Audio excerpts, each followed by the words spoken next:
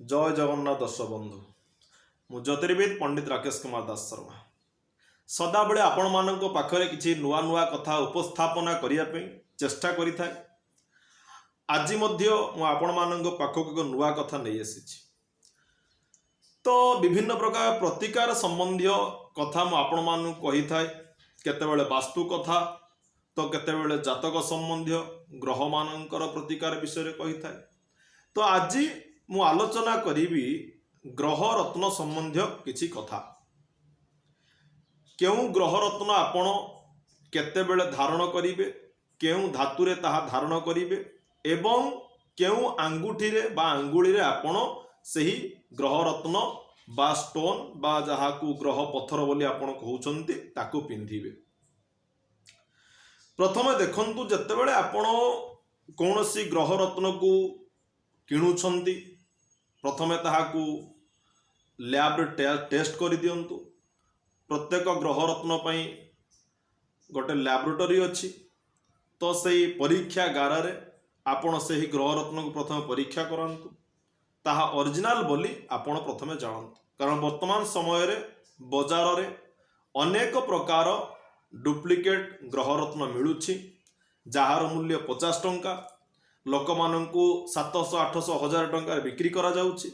जहा द्वारा लोक माने भावुछंती जे मु जो ग्रह रत्नटी पाइली ताहा अति सुलभ मूल्य रे बा कम मूल्य रे मते मिली गला। अन्य जो व्यक्ति ग्रह रत्न पिंधिछंती ताहार दाम बहुत अधिक। प्रकृत कथा सेया नुह। प्रकृत ग्रह रत्नर मूल्य सदा बेले अधिक। जोंटी आपनकर जानिबे जो पत्थरटी ओरिजिनल से पत्थरटर मूल्य सदा बेले बहुत अधिक होई थाए। साधारणतः 400-500 हजार कौन ग्रह रत्न बजार में मिले ना। तेणु यहाँ ध्यान देवे जितेबाला आपण कौन ग्रह रत्न किणुंट ताहाकू प्रथमे परीक्षागार रे परीक्षा करांतु। तबे जानिबा आमे आपणकर मन रखिबे जन्मजातक लग्न अनुसार सदाबले ग्रह रत्न धारण करिवे। कौनसी व्यक्ति जदि आपण कहउछंती कि आपण राशि अनुसार एही रत्न आपण धारण करंतु तेबे ताहा जानिबे भूल। जदि कौनसी व्यक्ति आपण कहउछंती कि आपणकर वर्तमान महादशा एया चलीछि आ महादशा अनुसार आपण ग्रह रत्न पिंधंतु ताहा मध्य भूल। कौनसी महादशा अंतरदशा किंबा कौनसी राशि अनुसार केबे आपण ग्रह रत्न पिंधंतु नाही। ताहा कौनसी प्रकार आपणकर कार्य रे लागिबो नाही। सदाबले मन रखिबे विज्ञ ज्योतिषों परामर्श नियंतु। जहाँ आप लग्न अच्छी सही लग्न को जो ग्रह मान जोगकारक से ग्रह मानकर ग्रह रत्न धारण करंतु। एवं जदि आपणकर लग्न अनुसार जो ग्रह जोगकारक होउची सेही ग्रहर जदि महादशा कि अंतरदशा चलुची तेबे सेही क्षेत्र में आपण महादशा अंतरदशा मध्य ग्रह रत्न धारण करि पारिबे। नचेत कौनसी राशि अनुसार रत्न पिंधंतु नाही किंबा कौन से महादशा को विचार करी रत्न पिंधतु नाही। यह हूँ गोटे बड़ कथा। जदि आपण जानी पारु नाहंती आपण केउ रत्न धारण करिबा दरकार तेबे मोर जोगाजोग नंबर दिया जाइछि। आपण माने आपणकर जन्म कुंडलीटी को मोर व्हाट्सएप नंबर जो 94 नंबर अच्छी 9439010131 एही नंबर रे आपणकर जन्म कुंडलीटी को व्हाट्सएप करंतु। मु आपणकर जन्म कुंडली देखि कहिदेबी आपणकर क्यों ग्रह रत्न आवश्यकता अच्छी एवं आपण जन्म जातक को क्यों ग्रह जोकारक अच्छी से ग्रह अनुसार आपण ग्रह रत्न धारण करेंगे। तबे आसंतु जानिबा क्यों रत्न को क्यों दिन पिंधिबे एवं क्यों धातुरे ताहा आपण बनाइबे। प्रथम रत्न होची रविंकर रुबी बा माणिक्य। जेतेबेले आपण रुबी रत्नटी को आणुछंती से रुबी रत्न को रविवार आपण धारण करेंगे। सकाळ समय रे धारण करेंगे। क्यों धातुरे धारण करेंगे ना रुबी को आपण सुवर्ण रे करंतु, तंबा रे करंतु, पितल रे करंतु। सुवर्ण तंबा किंबा पितल रे आपण रुबी को प्रस्तुत करी रविवार दिन सकाळ समय रे धारण करिबा दरकार। एवं रिंग फिंगर बा अनामिक आंगुठी रे ताहाको आपण धारण करिवे। से दिनटी शुक्ल पक्ष हेतिबा दरकार। ये गला रविंक कथा। चंद्रक पई आपण मोती धारण करंतु बा मूनस्टोन धारण करंतु। चंद्रक पई जेउ रत्न धारण करूछंती ତାହାକୁ ଆପଣ ରୂପାରେ ପ୍ରସ୍ତୁତ କରିବେ ବା ଚାନ୍ଦିରେ ପ୍ରସ୍ତୁତ କରିବେ, କାନି ଆଙ୍ଗୁଠିରେ ଧାରଣ କରିବେ। ଯେକୌଣସି ଶୁକ୍ଳ ପକ୍ଷ ସୋମବାର ଦିନ ଚନ୍ଦ୍ରକୁ ପୂଜାର୍ଚ୍ଚନା କରି ଆପଣ କାନି ଆଙ୍ଗୁଠିରେ ଚନ୍ଦ୍ରଙ୍କ ରତ୍ନ ମୁନଷ୍ଟୋନ୍ ବା ପର୍ଲ ବା ମୋତିକୁ ଆପଣ ଧାରଣ କରିପାରିବେ। ତାପରେ ଆମେ ଜାଣିବା ମଙ୍ଗଳଙ୍କର ଗ୍ରହ ରତ୍ନ। ମଙ୍ଗଳଙ୍କର ରତ୍ନ ହେଉଛି କ'ଣ ଆପଣଙ୍କର ନା ରକ୍ତ ପ୍ରବାଳ। ରକ୍ତ ପ୍ରବାଳକୁ ଆପଣ ସୁବର୍ଣ୍ଣରେ କରିପାରିବେ, ତମ୍ବାରେ କରିପାରିବେ, ପିତ୍ତଳରେ କରିପାରିବେ। ସୁବର୍ଣ୍ଣ, ତମ୍ବା କିମ୍ବା ପିତ୍ତଳରେ ରକ୍ତ ପ୍ରବାଳକୁ ଆପଣ ତିଆରି କରି ଅନାମିକା ଆଙ୍ଗୁଠି ବା ରିଙ୍ଗ ଫିଙ୍ଗରରେ ଶୁକ୍ଳ ପକ୍ଷ ମଙ୍ଗଳବାର ଦିନ ମଙ୍ଗଳ ଗ୍ରହକୁ ପୂଜା ଅର୍ଚ୍ଚନା କରି ସକାଳ ସମୟରେ ତାହାକୁ ଆପଣ ଧାରଣ କରିପାରିବେ। ବୁଦ୍ଧଙ୍କ ରତ୍ନ କ'ଣ ଆପଣଙ୍କର? ବୁଦ୍ଧଙ୍କ ରତ୍ନ ହେଉଛି ପାନ୍ନା। ତ ପାନ୍ନା ରତ୍ନକୁ ଆପଣ କେମିତି ଧାରଣ କରିବେ ନା ପାନ୍ନାକୁ ଆପଣ ରୂପାରେ ମୁଦି କରିବେ ବା ଚାନ୍ଦିରେ ମୁଦି କରିବେ, କାନି ଆଙ୍ଗୁଠିରେ ଧାରଣ କରିବେ, ଶୁକ୍ଳ ପକ୍ଷ ବୁଧବାର ଦିନ ସକାଳ ସମୟରେ ଧାରଣ କରିବେ ବୁଦ୍ଧ ଗ୍ରହଙ୍କୁ ପୂଜା ଅର୍ଚ୍ଚନା କରି। ବୃହସ୍ପତିଙ୍କର ହେଉଛି ୟେଲୋ ସେଫେୟାର ବା ହଳଦିଆ ପୋଖରାଜ। ତ ୟେଲୋ ସେଫେୟାରକୁ ଆପଣ ତମ୍ବା, ସୁନା କିମ୍ବା ପିତ୍ତଳରେ ପ୍ରସ୍ତୁତ କରିବେ। ଶୁକ୍ଳ ପକ୍ଷ ଗୁରୁବାର ଦିନ ବିଶି ଆଙ୍ଗୁଠି ବା ଯାହାକୁ ଇଣ୍ଡେକ୍ସ ଫିଙ୍ଗର ବା ତର୍ଜନୀ ଆଙ୍ଗୁଠି ବୋଲି କୁହାଯାଉଛି, ସେଇ ବିଶି ଆଙ୍ଗୁଠିରେ ଆପଣ ଶୁକ୍ଳ ପକ୍ଷ ଗୁରୁବାର ଦିନ ବୃହସ୍ପତିଙ୍କୁ ପୂଜା କରି ସକାଳ ସମୟରେ ଧାରଣ କରିବେ। ତାପରେ ଆମେ ଜାଣିବା ଶୁକ୍ରଙ୍କ ରତ୍ନ ବିଷୟରେ। ଶୁକ୍ର ରତ୍ନ ହେଉଛି ହୀରା ବା ଅପଲ ବା ଆପଣ ହ୍ୱାଇଟ୍ ସେଫେୟାର ଜିର୍କନ ହଉ ବା ହ୍ୱାଇଟ୍ ଟୋପାଜ ହଉ। ଯେତେବେଳେ ଶୁକ୍ରଙ୍କ ରତ୍ନ ଆପଣ ଧାରଣ କରୁଛନ୍ତି, ଶୁକ୍ରଙ୍କ ରତ୍ନକୁ ସଦାବେଳେ ମନେ ରଖିବେ ରୂପାରେ ପ୍ରସ୍ତୁତ କରିବେ, ମିଡିଲ ଫିଙ୍ଗର ବା ମଝି ଆଙ୍ଗୁଠିରେ ଧାରଣ କରିବେ। ଶୁକ୍ଳ ପକ୍ଷ ଶୁକ୍ରବାର ଦିନ ଶୁକ୍ର ମହାଗ୍ରହଙ୍କୁ ପୂଜା କରି ମଧ୍ୟମ ଆଙ୍ଗୁଠିରେ ଶୁକ୍ରଙ୍କ ରତ୍ନକୁ ଧାରଣ କରନ୍ତୁ। ଶନିଙ୍କ ରତ୍ନ। ଶନିଙ୍କ ରତ୍ନ ନୀଲମ ବା ବ୍ଲୁ ସେଫେୟାର ବା ତାଙ୍କର ଯାହା ଉପରତ୍ନ ଆପଣ ବ୍ୟବହାର କରିବେ। ତ ଶନିଙ୍କ ରତ୍ନ କ'ଣ କରିବେ ଆପଣ ସୁବର୍ଣ୍ଣରେ କରିପାରିବେ କିମ୍ବା ରୂପାରେ କରିପାରିବେ। ସୁବର୍ଣ୍ଣ କିମ୍ବା ରୂପାରେ କରିପାରିବେ।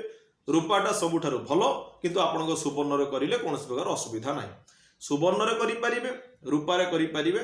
ନୀଲମ, ବ୍ଲୁ ସେଫେୟାର ବା ଶନିଙ୍କର ଯାହା ରତ୍ନ ରହୁଛି ପ୍ରସ୍ତୁତ କରି ଆପଣ କୃଷ୍ଣ ପକ୍ଷ ଶନିବାର ଦିନ ସନ୍ଧ୍ୟା ସମୟରେ ଶନିଙ୍କୁ ପୂଜା କରି ଆପଣ ମଝି ଆଙ୍ଗୁଠିରେ ବା ମିଡିଲ ଫିଙ୍ଗରରେ ଧାରଣ କରିବେ। ତାପରେ ଆମେ ଜାଣିବା ରାହୁଙ୍କ ପଥର। ରାହୁଙ୍କ ପଥର ହେଉଛି ଗୋମେଦ। ତ ଗୋମେଦ ରତ୍ନକୁ ଆପଣ କ'ଣ କରିବେ ସୁନାରେ କରିପାରିବେ କିମ୍ବା ଆପଣ ରୂପାରେ କରିପାରିବେ। ରୂପା ସବୁଠାରୁ ଭଲ, ସୁନାରେ କରିଲେ ଅସୁବିଧା କିଛି ନାହିଁ।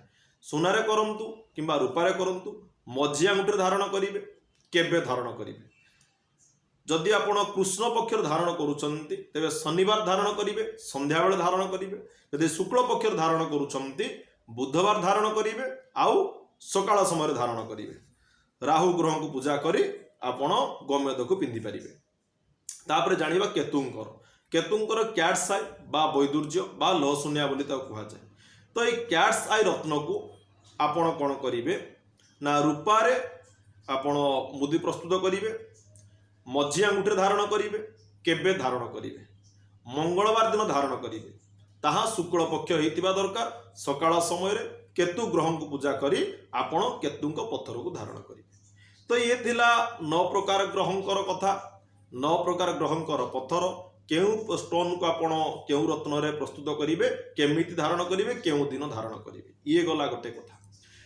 ଯେତେବେଳେ ଆପଣ କୌଣସି ରତ୍ନକୁ ଧାରଣ କରୁଛନ୍ତି, ଯେଉଁ ଗ୍ରହ ପାଇଁ ରତ୍ନ ଧାରଣ କରୁଛନ୍ତି ସେହି ଗ୍ରହଙ୍କର ମନ୍ତ୍ରକୁ ଆପଣ ଜପ କରିବା ଦରକାର। ପ୍ରଥମେ ରତ୍ନଟିକୁ କ'ଣ କରିବେ, ଧରନ୍ତୁ ଆପଣ ରୁବିଙ୍କର ରବିବାର ଦିନ ମାଣିକ୍ୟ ବା ରବିଙ୍କର ମାଣିକ୍ୟ ବା ରୁବିକୁ ଆପଣ ରବିବାର ଧାରଣ କରିବେ। କେମିତି ଧାରଣ କରିବେ ନା ସକାଳ ସମୟରେ ଗାଈ କ୍ଷୀର କିମ୍ବା ଆପଣଙ୍କର ଗଙ୍ଗା ଜଳରେ ମୁଦିଟିକୁ ବା ସେ ଗ୍ରହ ରତ୍ନ ଯେଉଁ ପ୍ରସ୍ତୁତ ହୋଇଥିବା ରିଙ୍ଗଟିକୁ ଘଣ୍ଟେ 2 ଘଣ୍ଟା ପକାଇ ଦିଅନ୍ତୁ।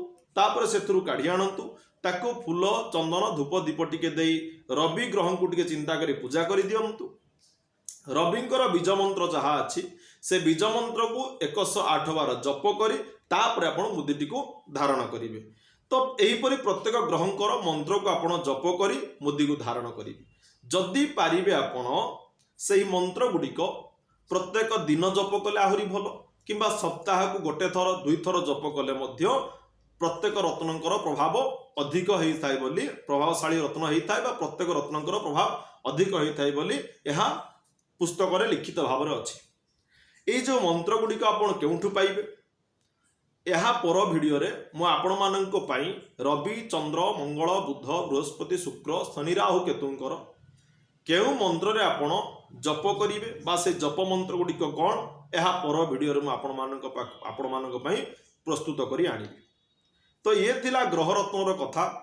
जदि ये ग्रह रत्न धारण करिवार कथा को आपण बुझी पारि नाहंती तेबे जोगाजोग नंबर दिया जाइछि आपण माने जोगाजोग करी प्रत्येक कथा को बुझी पारिबे किंबा जदि आपण कोनोसी ग्रह रत्न आणुछंती जानि पारु नाहंती केमिति पिंधिबे मते जोगाजोग करंतु मु आपण को निश्चित भाव में सहाय्य करिबि। कोनोसी जातक देखैबार थाए किंबा वास्तु विचार करिवार थाए बा कौन से वास्तु संबंधी किसी उपाय आपण माने जानिया पे चाहूचंती विभिन्न प्रकार समस्या रहुची तार समाधान कौन करिवे तेबे आपण माने मते निर्द्वंद्व निर्भय रे जोगाजोग करी आपण मानकर समस्त समस्यार समाधान नहीं पारिबे कारण आपण मानक पाई ए भाग्य ज्योतिष केंद्र यूट्यूब चैनल सदा सर्वदा खोला रहिछि। आपण माने किछि पारिश्रमिक मते देई आपणकर समस्त समस्यार समाधान नहीं पारिबे। एकमुखी रु 14 मुखी रुद्राक्ष हो दक्षिणावर्त शंख हो पारद शिवलिंग हो बा आपण जदि कोनोसी ओरिजिनल ग्रह रत्न चाहूचंती जोगाजोग करी संपूर्ण शुद्धपूत भाव रे लैब टेस्ट रिपोर्ट सहित आपण पाखरे जाई ग्रह रत्न पहुंची पारिबो। आपण को आसीबार आवश्यकता नहीं पोस्टाल माध्यम रे किंबा कोनोसी प्राइवेट करियर माध्यम रे आपण पाखरे जाई ग्रह रत्न पहुंची पारिबो। तो आज पई विदाय दियंतु। यह थिला आजिर विषय वस्तु। आगामी वीडियो को अपेक्षा करंतु निश्चित भाव में आपण मानक पई भलो कथा नहीं आसीबी नुआ प्रतिकार नहीं आसीबी। तत्सहित आज जो कथाटी मु कहली प्रत्येक ग्रहंकर मूल मंत्र बा बीज मंत्र बा केउ मंत्र आपण जप करी मुदी को धारण करिवे से विषय में मो वीडियोटे नहीं आसुची। विदाय दियंतु। जय जगन्नाथ जय जगन्नाथ जय जगन्नाथ।